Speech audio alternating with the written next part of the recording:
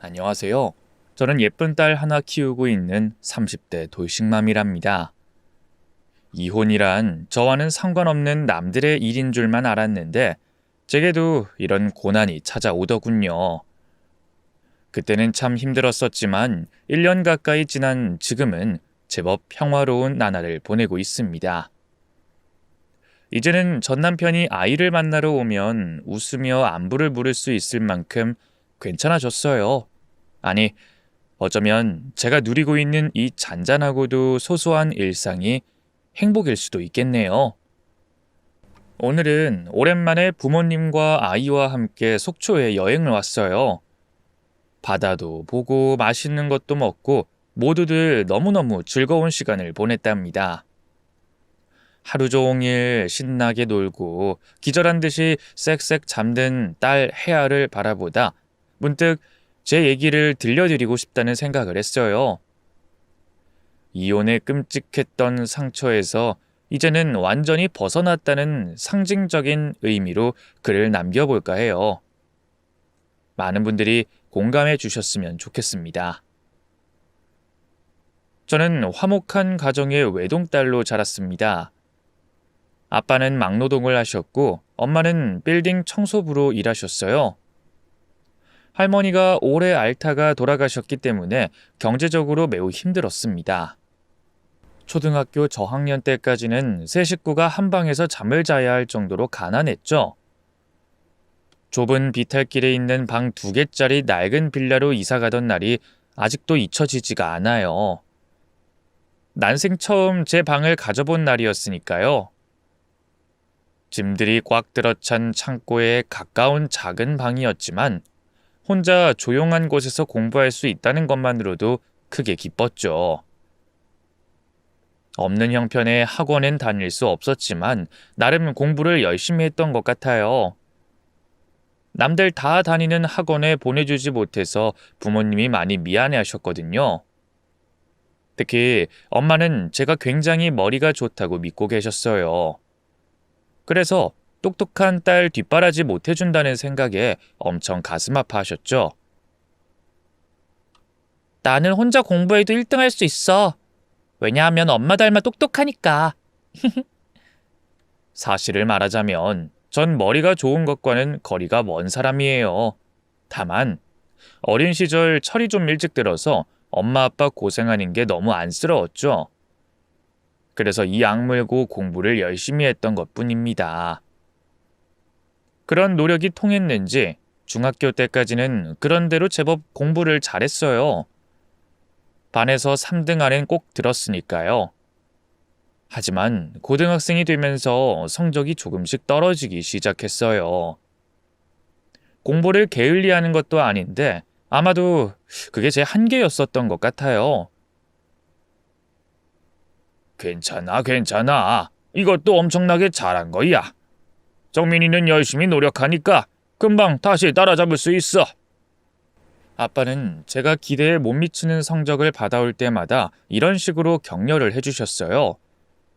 하지만 저는 왜 성적이 자꾸만 떨어지는 걸까? 이러다 좋은 대학도 못 가고 돈 많이 버는 좋은 직장도 갖지 못하게 되는 건 아닐까? 하는 생각에 괴로웠죠. 아무리 코피 터지게 공부해도 고3 때까지 성적은 계속 떨어지기만 했어요. 저는 간신히 인서울대학의 국어국문학부에 입학할 수 있었답니다. 그것만으로도 부모님은 크게 기뻐해 주셨어요. 지방대에 가면 자취를 해야 하니 돈이 더 드는데 집에서 통학할 수 있는 학교에 갔으니 효녀라고요. 대학에 가서도 저는 굉장히 성실하게 살았다고 자부할 수 있어요. 2학년 때 아빠가 크게 다치시는 바람에 병원비도 많이 나온 데다 일까지 몇 년 쉬셔야 했거든요. 카페, 패스트푸드점 등등 닥치는 대로 알바를 했습니다. 비록 명문대에 가진 못했지만 학점 관리도 잘하고 영어 공부도 열심히 하고 자격증도 많이 따서 좋은 데 취업하고 싶다던 꿈은 또 그렇게 날아갔습니다. 그 예쁠 나이에 연애 한번 못 해보고 죽도록 일만 했어요. 다행히 학점은 나쁘지 않은 수준으로 유지했지만 그게 다였죠. 집에서 용돈 타가며 도서관에서 공부만 한 친구들의 취업 준비와는 차이가 날 수밖에 없었죠. 졸업을 한 후 몇 번의 고백 끝에 드디어 취업에 성공을 했어요. 이름 없는 중소기업이긴 했지만 연봉도 나쁘지 않았고 복지가 꽤 괜찮은 편이었습니다. 합격 메일을 받은 날 저녁, 우리 세 식구가 삼겹살 파티를 하며 얼마나 행복했게요. 아빠는 평소에 잘 하지도 못하는 소주를 한 병이나 비우셨어요. 고생했다 우리 정민이. 아빠가 우리 딸 정말 자랑스러워하는 거 알지? 아이 뭘 이 정도 갖고. 아빠 아직 자랑스러워하긴 아직 일러. 혹시 내 꿈이 뭔지 알아? 뭔데? 돈 많이 벌어서 엄마 아빠한테 좋은 집 사주는 거. 그것도 신축 아파트로. 이야, 이 말만 들어도 벌써 부자 된 것 같은데. 그리고 엄마 아빠 아직 비행기 한 번도 못 타봤잖아. 까짓 거 내가 1년에 한 번씩 해외여행 보내준다. 어깨에 힘이 잔뜩 들어간 제 말에 아빠는 껄껄 소리내며 호탕하게 웃으셨어요. 여보, 들었어? 우리 딸 잘 둔 덕분에 말년에 팔자가 확 피게 생겼어. 이거 임금님이 안 부럽겠는데? 그러게 말이에요. 당신은 나한테 평생 절해야 돼. 이렇게 이쁘고 똑똑한 딸 낳기가 어디 쉬운 줄 알아요? 오랜만에 집안 가득 웃음소리가 울려 퍼졌습니다. 물론 아파트를 사고 밥 먹듯이 비행기를 태워주는 등 이런 허세 섞인 말들이 실현될 리는 없다는 건 우리 세 사람 모두 잘 알고 있었어요. 하지만 그때만 해도 열심히 일하고 저축하면 적어도 남들처럼은 살 수 있겠다는 확신이 있었습니다. 앞으로 모든 일이 잘 풀릴 것만 같다는 희망으로 가득 찼어요. 그리고 완전히 빈말은 아니었던 게요. 저는 대학을 졸업할 때까지 연애 한번 해본 적 없는 모쏠이었어요. 앞으로도 연애를 하거나 결혼을 할 계획이 없었고요. 결혼을 하지 않고 계속 엄마 아빠와 함께 산다면 당장은 아니더라도 언젠가는 아파트를 사고 함께 해외여행을 다닐 날이 올 수 있지 않을까? 그렇게 먼 미래를 꿈꿨습니다. 이런 원대한 꿈을 가진 저였기에 회사 생활이 힘들어도 즐거운 마음으로 견딜 수가 있었습니다.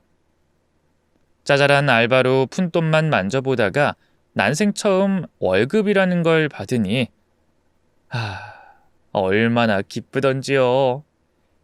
이제 엄마 아빠랑 맛있는 것도 자주 먹으러 다니고 새 옷도 한 벌씩 사드리려고 큰맘 먹고 있었는데 하루는 아빠가 청천벽력 같은 말씀을 하셨습니다.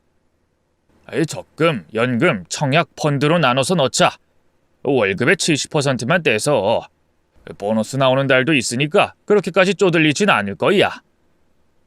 아빠, 나도 펑펑 쓰겠다는 건 절대 아닌데 그래도 70%는 좀 너무한 거 아니야? 다 쓰고 남는 돈으로 저축하면 언제 모아. 엄마 아빠가 능력이 없으니 너 시집 가려면 허리띠 바짝 졸라매야 돼. 나 결혼 안 한다고. 엄마 아빠랑 평생 같이 살 거라니까. 원래 시집 안 간다고 하는 애들이 제일 빨리 가더라. 아빠도 참. 난 아니라니까. 진짜 안 가. 그때 아빠가 하신 말씀이 씨가 된 걸까요? 저는 30살도 되기 전에 이른 결혼을 하게 됩니다. 네, 예상하신 대로 혼전 임신이었습니다. 전 남편은 거래처 사람이었어요. 우리가 갑이고 남편 회사 측이 을인 협력 프로젝트 진행 중에 만났습니다. 남편은 석 달 동안 거의 우리 회사에 출근하다시피 했고 제가 몸담고 있는 부서에서 함께 일했습니다. 자연스럽게 함께 야근하며 밤을 새는 경우가 잦았어요. 좀 뻣뻣하고 개인주의적 성향이 강한 우리 회사 분위기와는 완전히 상반되는 사람이었습니다. 한눈에도 사람이 굉장히 털털해 보였고 겪어보니 실제로도 편안한 성격이었어요. 허례허식이 전혀 없고 잘난 척도 없고 할 말을 속에 감춰놓는 법도 없었어요. 속으론 딴 생각을 하고 있으면서 겉으론 빈말만 늘어놓는 사람들 속에서 살다가 그런 남편을 봤을 땐 신선하기까지 했어요. 다른 여직원들은 그 사람이 할 말 못할 말을 안 가리고 다 해서 매너가 없다라고 표현하더라고요. 맞는 말이에요. 하지만 제겐 말을 가리지 않는 그런 점이 더 편하게 느껴졌고 매력이라고도 여겨졌어요. 아무래도 이 사람들이 흔히 말하는 콩깍지란 게 제대로 씌었었던가 봐요. 정민 씨, 배 안 고파요? 뭐 좀 먹고 갈래요? 늦은 퇴근을 하는 날이면 남편과 저는 회사 근처 우동 가게에 들러 우동을 한 그릇씩 먹고 헤어지는 게 루틴이 됐어요.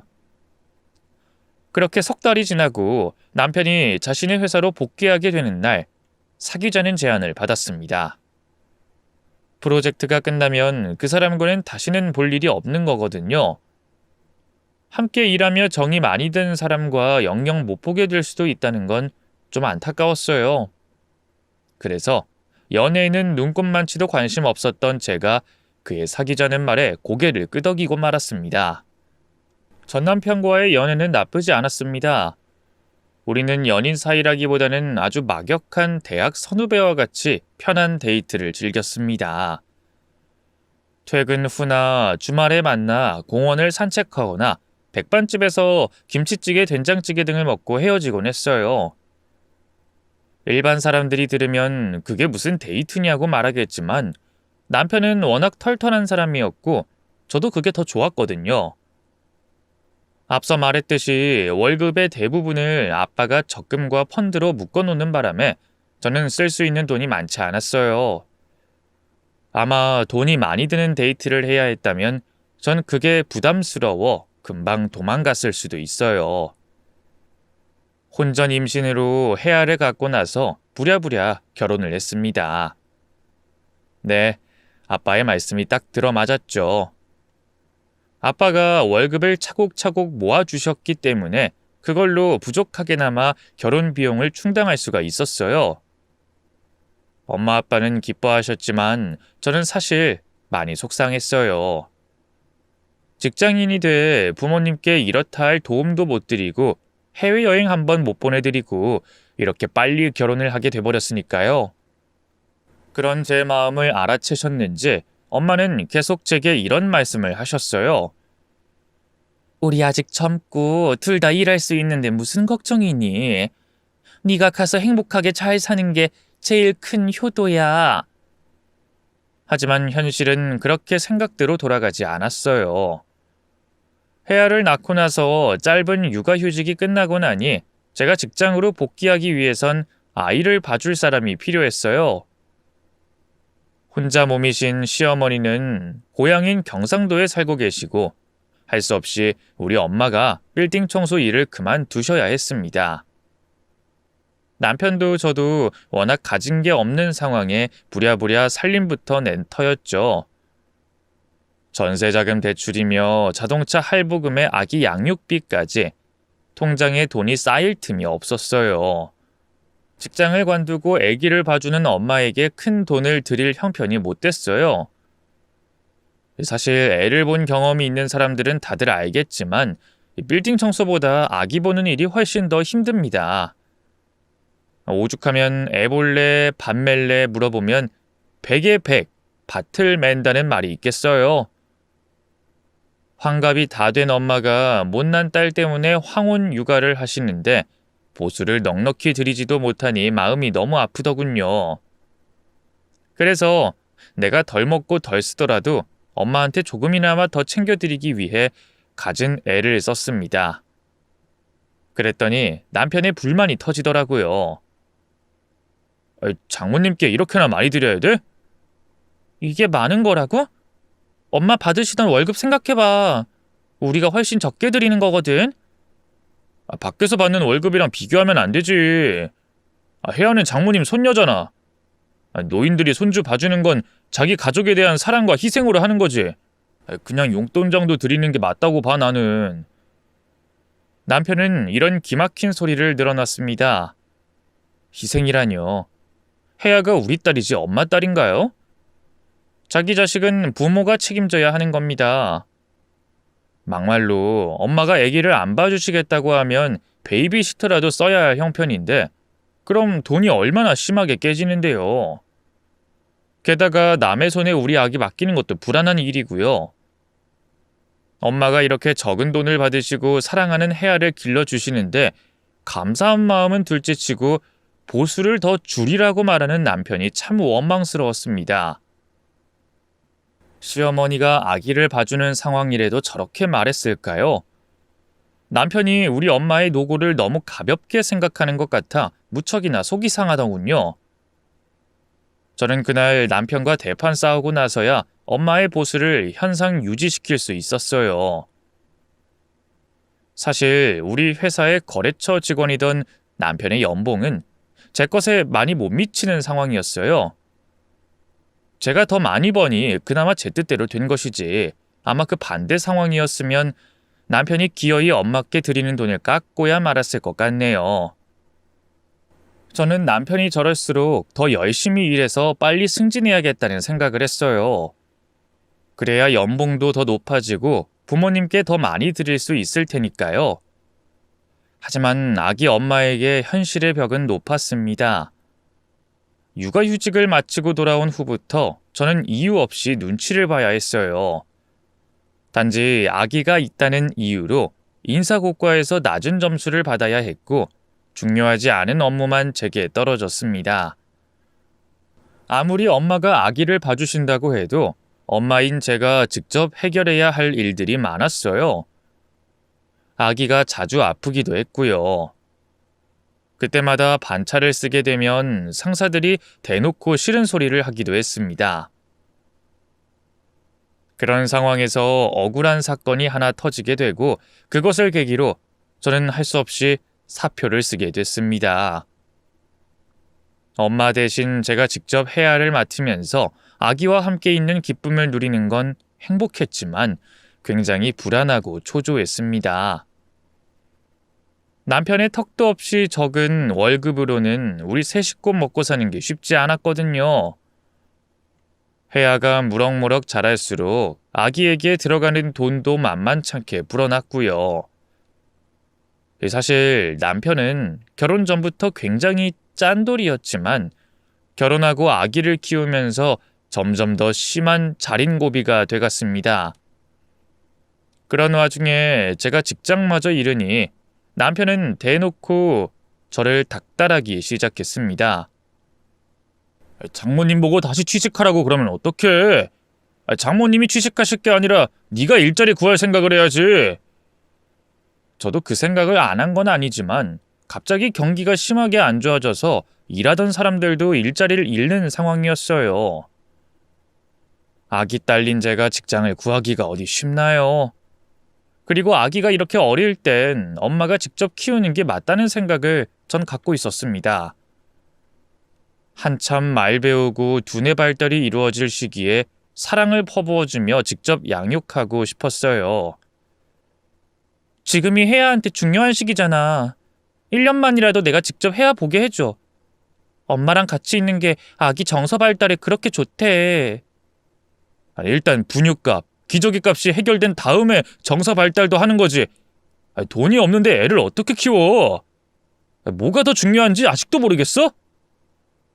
하지만 남편은 어려운 가계 상황만을 언급하며 제게 재취업을 하라며 매일 잔소리를 해댔습니다. 무조건 돈. 그놈의 돈 소리 좀 그만 들으면 소원이 없겠더라고요. 가난한 게 참 불편한 일이라는 건 애진작부터 알고 있었지만 가난해서 단 1년도 내 애를 내가 직접 볼 수 없다니 정말 서러운 감정이 몰려왔습니다. 취업은 여전히 어려웠고 엄마는 다시 빌딩 청소부로 일하기 시작했습니다. 혜아를 어린이집에 보낼 시기가 오자 그때부턴 저에게도 잠시 짬이 났습니다. 아이를 맡기는 시간 동안 동네에서 아르바이트라도 해야겠다고 마음먹었어요. 운이 좋게도 옆 동네 초등학생들이 다니는 논술학원에 파트타임 선생님으로 일을 하게 됐습니다. 국어 국문을 전공한 것이 빛을 발하는 순간이었죠. 적게나마 돈도 벌고 아이도 제 손으로 키울 수 있다는 게 크나큰 장점이었습니다. 저는 나름대로 만족하며 다니고 있었는데 문제는 남편이었습니다. 너 회사 다닐 때 연봉이 얼마였는데 그 코딱지만한 돈 벌겠다고 학원 알바를 해? 당장 때려치우고 회사나 알아봐. 이제 혜야한테 한창 돈 들어갈 일만 남았는데 알바나 하고 있을 때냐고. 내가 안 알아봤어? 노력했는데도 안 된 거잖아. 요즘같이 어려울 때 누가 애기 엄마를 써줘? 미혼들도 일자리 없어서 난린데. 안 되면 될 때까지 노력을 좀 하란 말이야. 넌 지금 사태의 심각성을 전혀 몰라. 나 혼자 벌어서 너랑 해야 먹여 살리는 게 보통 일인 줄 알아? 남편은 제가 학원에서 벌어오는 돈을 코딱지만한 돈이라고 말하며 비하했습니다.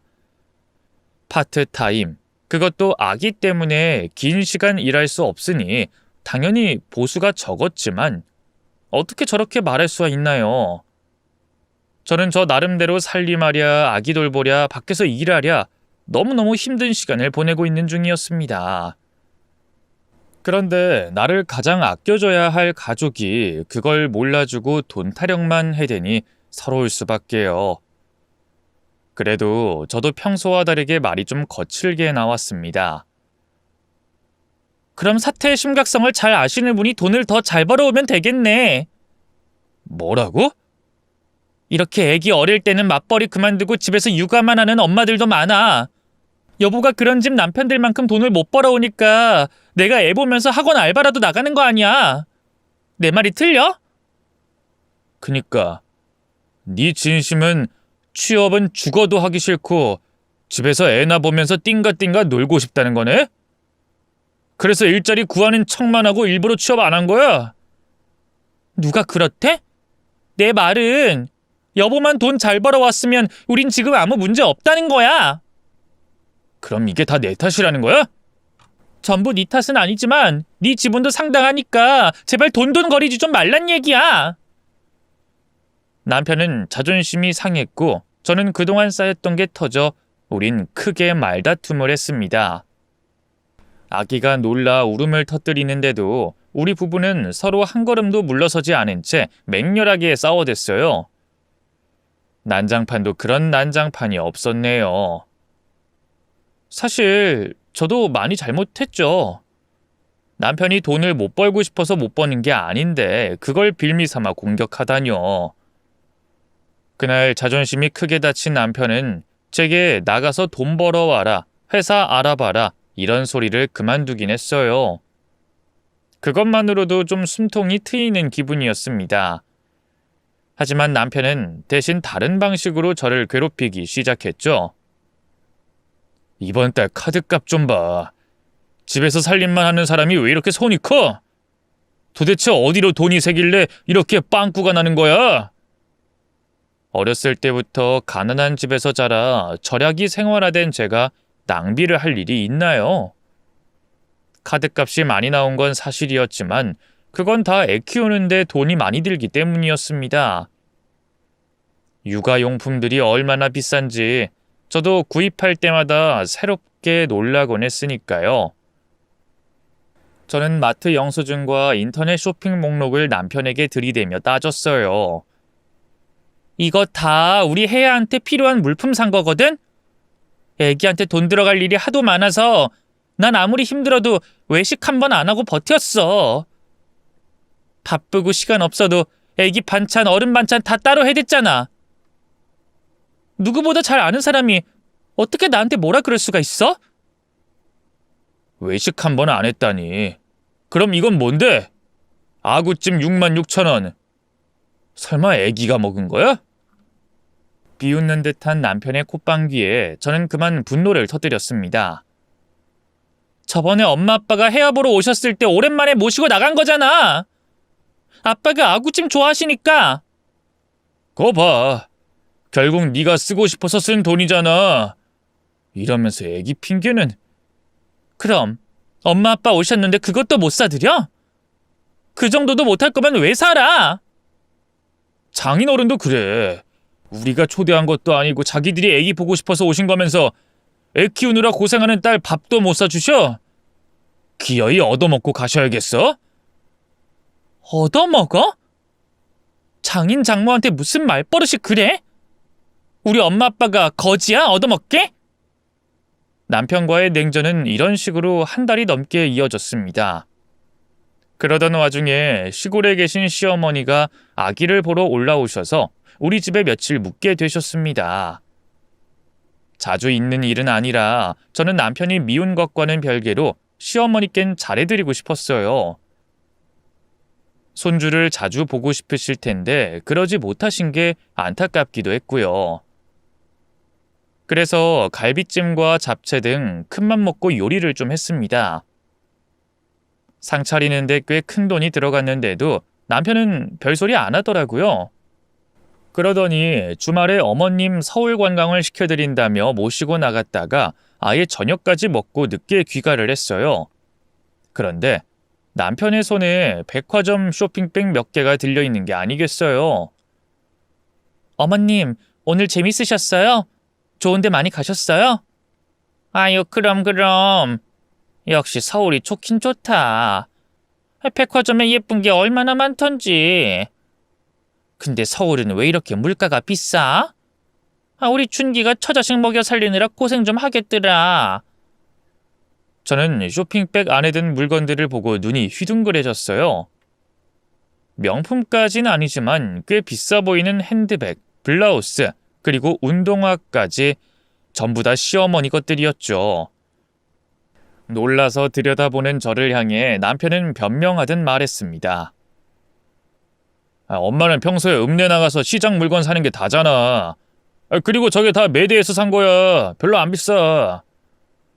아무리 비싸지 않은 물건이라 하더라도 가짓수가 너무 많았어요. 다음 달 카드값이 빵꾸 날 게 뻔히 보였습니다. 겉으로 티는 못 내고 속으로만 한숨을 쉬고 있는데 호텔 뷔페란 데를 하도 오랜만에 갔더니 너무 무리해서 먹었나 봐. 혜야, 엄마야, 집에 소화제 좀 있니? 시어머니 말씀에 저는 더욱 놀랐습니다. 호텔 뷔페라뇨. 직접 가보진 못했지만 주말 저녁에 호텔 뷔페가 얼마나 비싼지 정도는 저도 잘 알고 있었습니다. 정말 어이가 없고 기가 막히더군요. 평소에 돈 좀 아껴 쓰라며 저를 죽일 듯이 쪼던 남자 아니었나요? 우리 엄마 아빠께 7만 원도 안 하던 아구찜 사드렸다고 한마디 하던 사람이 어떻게 이럴 수가 있나요? 혹시나 오해할까봐 노파심에 말씀드리지만 저는 힘들게 키워주신 부모님께 이런 선물을 해드리는 게 나쁘다고 생각진 않습니다. 여유만 있다면 더 좋은 거 사드리고 더 좋은 음식 드시게 하고 싶은 게 자식의 마음이고 도리라고 생각해요. 제가 빈정이 상한 건 남편의 그 이중적인 태도 때문이었습니다. 시어머니는 되고 왜 우리 부모님은 안 되나요? 시어머니 입만 입이고 우리 부모님 입은 입도 아닌가요? 호텔 뷔페 먹는 사람 따로 있고 아구찜 먹는 사람 따로 있나요? 이럴 거면 저더러 카드값 많이 나왔다고 구박은 왜 했는지. 참나. 일요일 밤 시어머니를 터미널에 모셔다 드리고 돌아온 남편은 제가 묻지도 않았는데 혼자 주절주절 떠들기 시작했어요. 옆집 사는 할머니가 서울 아들네 집에 갔다가 호텔 뷔페 갔다 왔다고 자랑하셨대. 엄마가 그게 엄청 부러웠던 모양인지 몇 번이나 얘기하시더라고. 그래, 잘했어. 누가 뭐래? 서울 자주 오시는 것도 아니고 해서 큰맘 먹고 모시고 간 거야. 응, 알았으니까 다음에 우리 엄마 아빠 오면 나도 거기 모시고 갔다 올래. 야, 그게 말이 돼? 왜 말이 안 되는데? 엄마 백화점이랑 호텔 모시고 갔다 오느라 엄청나게 적자야. 3개월 할부했으니까 다다음 달까진 허리 꽉 졸라매고 살아야 돼. 그니까 왜 시어머니만 그렇게 좋은 거 입고 좋은 거 드셔야 돼? 우리 엄마 아빠도 좋은 거 입고 먹을 줄 알아. 장인 장모님은 서울에 사시잖아. 우리 엄마는 시골 구석에 처박혀 살고. 그걸 말이라고 해? 우리 엄마 아빠 서울 살면 뭐해? 그런 백화점, 호텔 근처에도 못 가보고 사시는데.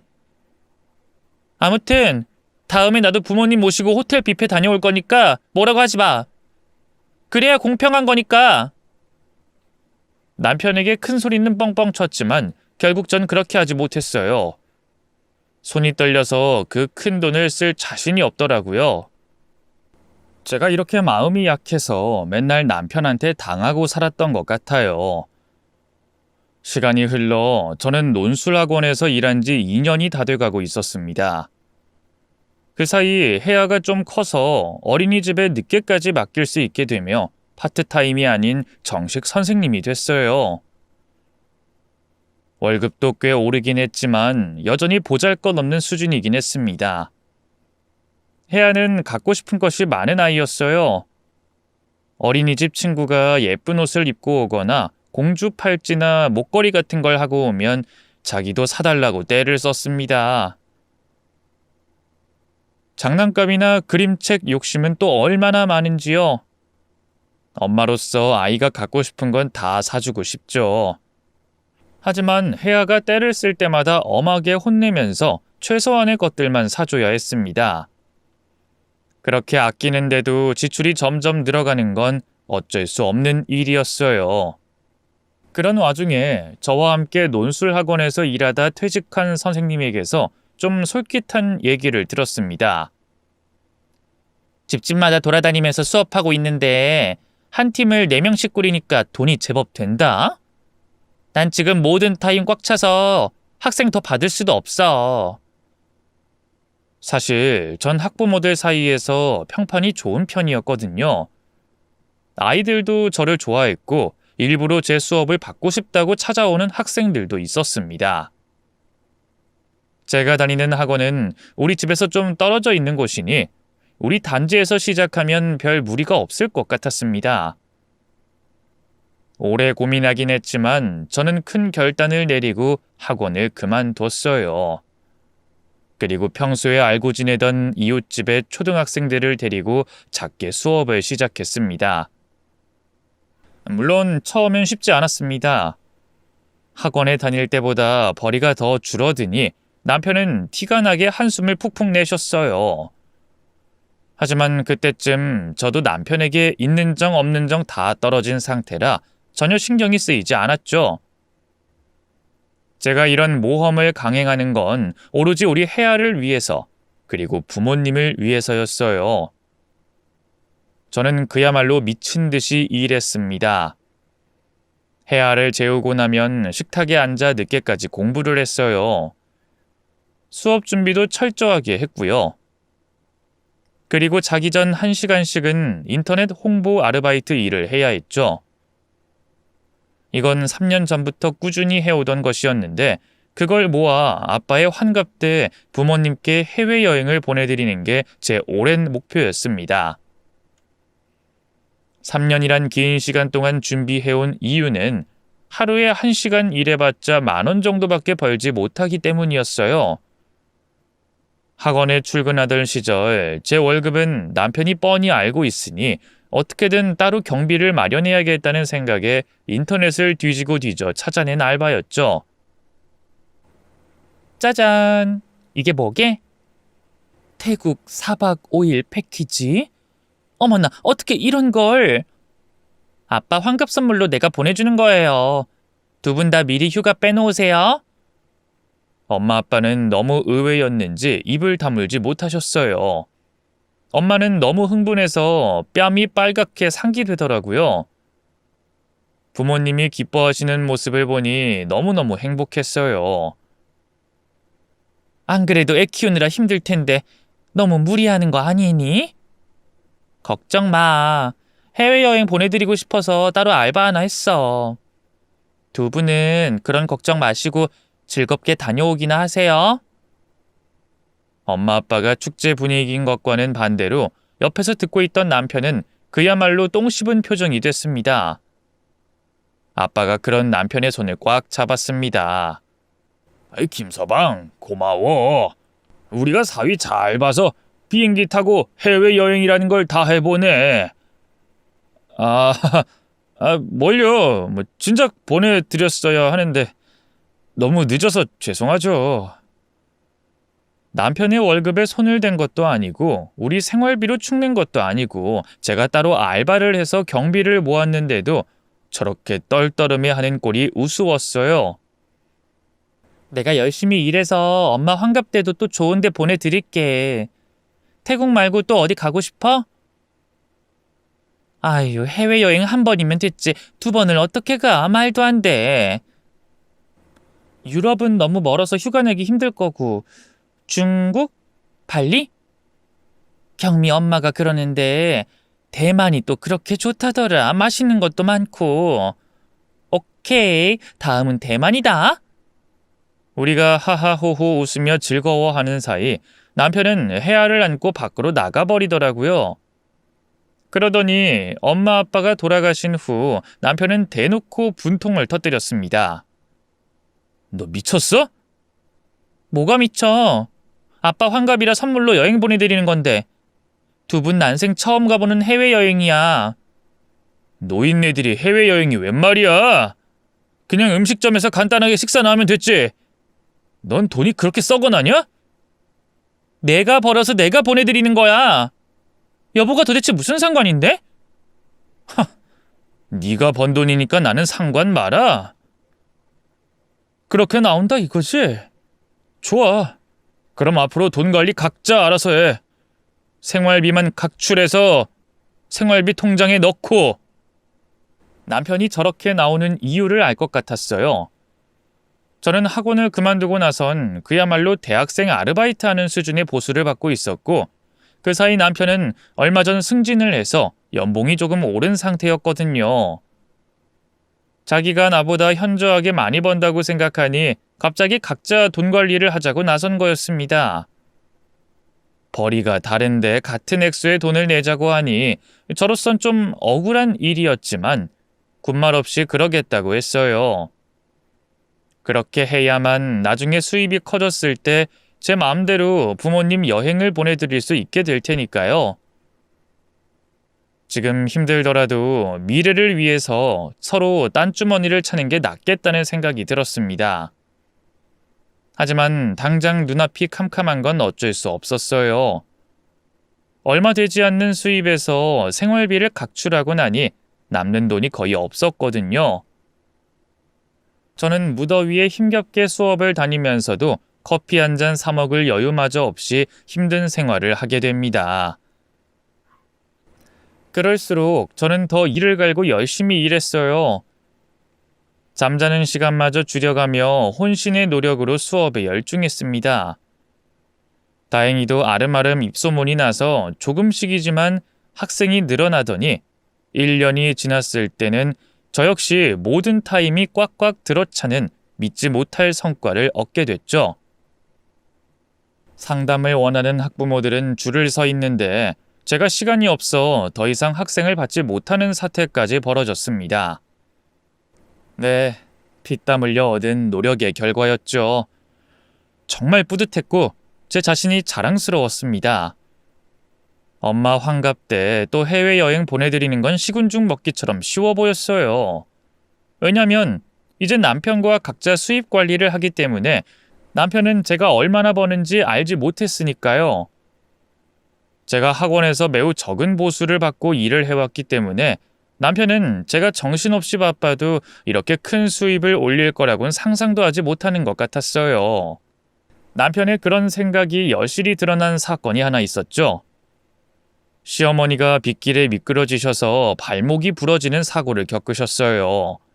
아예 걷지도 못하시고 혼자 생활하실 수도 없는 곤란한 상황이 되자 남편은 우리 집에 시어머니를 모시고 왔습니다. 다 나으실 때까지 우리 집에서 지내시는 방법밖에 없었고 저도 그동안 어머님을 모실 각오를 하고 있었어요. 그런데 남편의 말이 정말 가관이었습니다. 여보, 일 그만둬야겠다. 뭐라고? 내가 제대로 들은 거 맞아? 뭘 그렇게 놀라는 척이야. 지금 그거밖에 다른 수가 있어? 엄마 거동도 못 하시는데 누가 밥 차려드리고 누가 씻겨드려. 또 병원도 모시고 다녀야 하잖아. 네가 수고 좀 해줘. 넌 내가 하는 일이 그렇게 우스워? 우스워서 이래? 달리 방법이 없어서 그러는 거잖아, 지금. 간병인 써. 그럼 되잖아. 너 간병인 비용이 얼마나 하는지는 알고 하는 소리야? 네가 버는 것보다 간병비가 훨씬 더 들어. 그냥 네가 일 그만두고 집에서 간병하는 게 훨씬 싸게 먹힌다고. 돈이 문제가 아니라 내가 자리 잡기 위해서 얼마나 밤을 꼴딱꼴딱 새가며 노력하는지 다 봤잖아. 어떻게 그걸 무시할 수가 있어? 돈이 문제가 아니라니? 지금은 돈이 문제지? 앞으로 몇 달을 알아누워 계실지도 모르는데 우린 그 간병비 절대 감당 못해. 정말이지 손이 떨리고 입술이 떨릴 만큼 화가 났습니다. 아무리 제가 아직까지 적게 번다고 알고 있다고 치더라도 이렇게 쉽게 일을 그만두란 소리를 하다니요. 그것도 내 엄마가 아니라 자기 엄마의 간병을 위해서요. 왜 우리야? 자기 어머니는 자기 혼자 감당해야지. 우리 생활비 들어가는 거 외에는 각자 관리하기로 했잖아. 우리 그렇게 하기로 한 거 아니었어? 야, 진짜 너무한 거 아니야? 나 혼자 저 간병비를 어떻게 다 내? 먼저 그렇게 하자 그런 건 너잖아. 이게 그거랑 같아?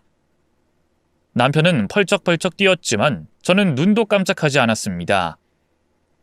제가 3년간 알바해서 모은 제 돈으로 우리 엄마 아빠 여행 보내주는 걸로 며칠을 들들 볶던 사람이잖아요. 그래서 이젠 각자 부모님 챙기는 걸로 얘기 끝난 거 아닌가요?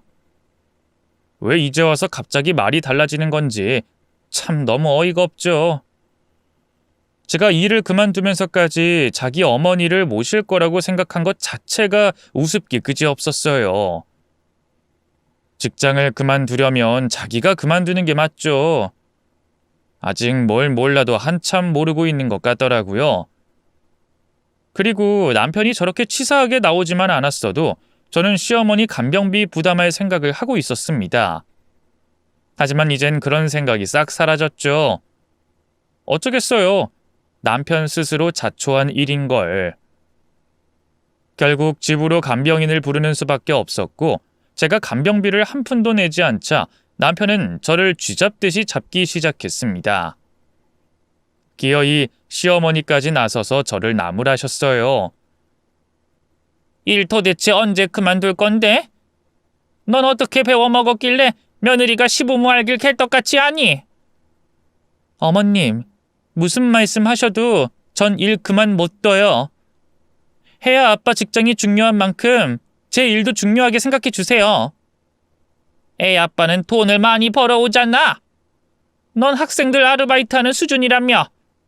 그럴 바엔 집에 들어앉아서 집안일 하는 게 100배 낫지 않겠어? 제가 이런 수모를 겪으면서까지 제 수입을 밝히지 않은 이유는 간병비를 지불할 생각이 없어서였어요. 지금처럼 차라리 없어서 못 준다고 하면 포기나 하지 제 통장에 찍히는 액수를 알게 되면 어떻게든 악착같이 뜯어갈 사람들이니까요. 저는 이 벽창호 같은 어머니와 아들을 설득하는 것을 포기해버렸어요. 저더러 일을 그만두라고 밤낮으로 성화를 하는 탓에 다툼은 끊이지 않았고 저는 더 이상 견딜 수가 없었습니다. 남편은 끝까지 이기적이었고 저를 무시했어요. 그럼에도 불구하고 제가 계속 참았던 이유는 우리 혜야 때문이었죠. 자상한 부모님 밑에서 사랑 많이 받으며 자란 저에게 있어서 제 딸을 아빠 없이 키운다는 생각은 감히 상상도 할 수 없는 것이었거든요. 그리고 엄마 아빠께 딸이 이혼하는 걸 지켜봐야 하는 고통도 안겨드리고 싶지 않았어요. 남편과 전쟁을 겪으며 이미 감정적으로는 갈라섰다고 해도 이혼만은 어떻게든 막고 싶은 게 제 솔직한 심정이었어요. 그 일이 있기 전까지는요. 한창 수업 중이었을 때 어린이집 선생님으로부터 전화가 걸려왔어요. 갑자기 혜아가 열이 나고 기침이 심해졌다고요. 당장 병원에 데려가 봐야 할 것 같다고 했어요. 위급 상황임을 감지했지만 줄줄이 이어져 있는 수업을 이렇게 갑작스레 취소할 수는 없었습니다. 이러지도 저러지도 못하는 상황에서 저는 남편에게 SOS를 쳤습니다. 혜아가 많이 아파서 지금 병원에 데려가야 한대. 지금 반차 내고 올 수 있어? 당연히 못 가지. 너 어차피 우리 동네 있잖아. 네가 데리고 가면 되지. 왜 나한테까지 전화해서 이래? 수업이 줄줄이 잡혀 있어서 그래. 단 1시간도 짬이 안 나. 그러게 그깟 수업 진작에 좀 그만두라고 했잖아. 그렇게 빽 소리를 지르고 전화를 뚝 끊어버린 남편은 끝끝내 오지 않았습니다. 할 수 없이 제가 수업을 다 미루고 혜아를 데리고 병원에 갔어요. 혜아는 생각보다 크게 아팠고 결국 입원까지 해야 했습니다. 저는 생활비를 똑같이 내고 있는 입장에서 제가 여자라는 이유만으로 자기 어머니 간병도 떠맡기려 하고 아이의 케어도 무조건 내 몫이라고 철석같이 믿고 있는 남편을 용서할 수가 없었습니다. 혜아를 병원에 입원시키던 그날, 전 처음으로 이혼을 결심했어요. 그리고 천천히 혼자 살 준비를 하던 때 남편이 회사에서 권고사직을 당하게 됩니다. 하루아침에 백수가 돼버린 거죠. 이렇게 말하면 제가 너무 나쁜 사람 같지만 전 속으론 조금은 고소했어요. 제가 회사에 사표를 쓰고 나니 잠시 일을 쉬고 있을 때 남편이 얼마나 저를 구박했었던지요. 지금은 생활비를 똑같이 각출하는 상황에서 백수가 됐으니 남편은 더더욱 곤란할 터였습니다. 그래도 집에서 노니까 어머님 간병비 아끼게 되는 건 좋네. 그런 의미에서 앞으로 생활비는 면제해 줄게. 너는 지금 이 상황에서 농담이 나와? 나 구직 활동해야 하니까 엄마 간병인은 계속 써야 할 것 같아. 그동안은 네가 엄마 간병비 좀 부담해줘야겠어. 싫어. 내가 왜? 너 진짜 이렇게 치사하게 나올래? 며느린 자식 아니야? 며느리가 자식이면 사위도 자식인데 넌 우리 엄마 아빠한테 어떻게 했었는지 기억 안 나? 그건 여행이었고 지금 우리 엄마는 아파서 꼼짝도 못하잖아. 근데도 모른 척 하겠다고? 세상에 너 같은 며느리가 어딨냐 도대체? 그래서 말인데 나 이제 며느리 안 하려고. 네 마누라 노릇도 안 하고 우리 엄마 아빠 딸 혜아 엄마로만 살 거야. 뭐야? 뭐 지금 이혼이라도 하겠다는 거야? 남편은 제가 뻥카라도 날리는 줄 알았던지 피식 웃으며 콧방귀를 꼈습니다. 아무리 세상 물정 몰라도 그렇지 이혼도 돈 있는 사람들이나 하는 거야. 너 네 앞가림도 못하면서 어떻게 혼자 산다고 큰 소리를 쳐?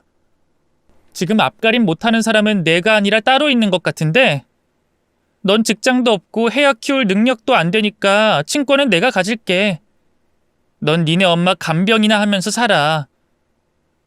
그러는 넌 친권 가질 능력이 되고 아무리 나한테 양육비 뜯어낸다고 해도 넌 그렇게 알바해가지고는 애 못 키워. 과연 그럴까? 이혼을 결심한 이상 저는 더 무서울 게 없었죠. 바로 그 자리에서 핸드폰을 열어 최근에 제 수입을 보여줬습니다. 남편은 말 그대로 얼어붙어 버렸어요. 아마 상상도 못했을 겁니다. 제가 이렇게 많이 벌고 있을 줄은. 야, 너 봤지? 그러니까 나랑 혜아 걱정은 접어두고 너랑 너희 어머니 먹고 살 걱정이나 해. 그래서 어떻게 됐냐고요? 이혼의 과정은 험난했고 꽤 오랜 시간이 걸렸습니다. 남편과 시어머니가 찰가머리처럼 들러붙는 바람에 떼어내느라고 엄청 고생하기도 했죠. 나중엔 혜아를 주지 않겠다고 으름장을 놨지만 소용없는 일이었어요. 남편은 그때까지도 계속 직장을 구하지 못한 백수 상태였거든요. 아파트 전세를 빼서 재산 분할을 하고 나니 남편과 시어머니는 갈 데가 없어졌어요. 하는 수 없이 임시 방편으로 시어머니 집이 있는 시골로 내려가야 했습니다. 물론 지금은 남편도 취직해서 다시 서울에 올라와 살고 있지만요. 저는 엄마 아빠가 사시던 집의 전세금과 제 돈을 모아 살던 동네에 그대로 남았습니다. 지금은 우리 네 식구가 함께 살고 있어요. 아파트 상가에 작게나마 학원도 차리고 선생님도 고용했습니다. 저희 학원은 여전히 잘 되고 있고 부모님은 벌써 대만 여행도 다녀오셨습니다. 제 인생에서 가장 잘한 일이 있다면 그건 이혼일 거예요. 혜아가 아빠와 떨어져 살아야 하는 게 여전히 마음에 걸리지만 부모님과 제가 아빠 몫까지 더더욱 사랑해주며 키우려고 합니다. 아주 가끔이지만 오늘처럼 강원도에 놀러 오기도 하면서 우린 제법 행복을 찾아가고 있습니다. 앞으로 더 열심히 살아서 좋은 딸, 좋은 엄마가 되고자 합니다. 응원해 주세요. 감사합니다.